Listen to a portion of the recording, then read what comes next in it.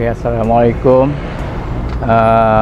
Memandangkan hari ini pembukaan jalan Sungai Dahaka kampung pertama, ini untuk melancarkan trafik lah yang selama ni lebih kurang dekat seminggu juga lah yang diorang guna jalan kampung.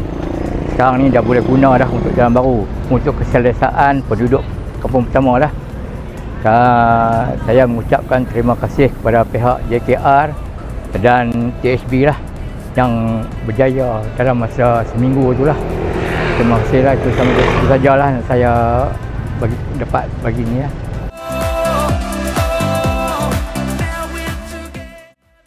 Okay, Assalamualaikum warahmatullahi wabarakatuh.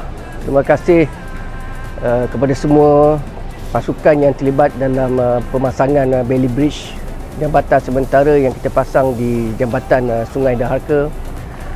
Tidak terhingga terima kasih kepada pihak THB bersama-sama dengan pihak JKR Negeri Pulau Pinang, bersama-sama dengan cawangan Senggara Fasiliti Jalan, bersama juga dengan tim daripada JKR Negeri Kedah.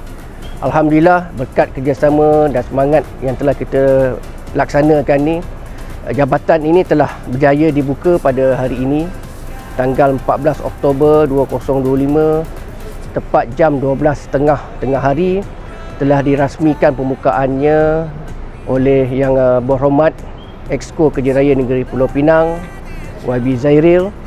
Jadi bagi pihak kerajaan negeri, saya merakamkan terima kasih kepada semua pasukan, semua tim yang telah terlibat dalam pemasangan Bailey Bridge pada hari ini.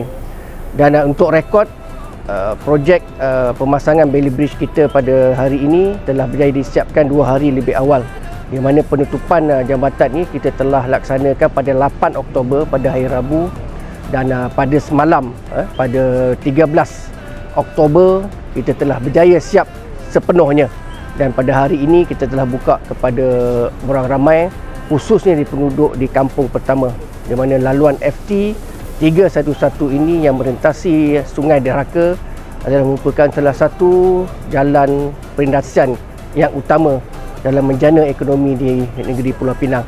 Dan insya-Allah peruntukan ataupun pelaksanaan jambatan kekal bagi jambatan Sungai Dahaka ini telah kita panjang dan kita pohon ke cawangan jalan, dan dimaklumkan insya-Allah tidak ada halangan untuk kita terima pergantian jambatan yang baru. Dan sekali lagi ucapan terima kasih kepada semua yang terlibat. Terima kasih THB, terima kasih JKR SPT, terima kasih JKR Negeri Kedah.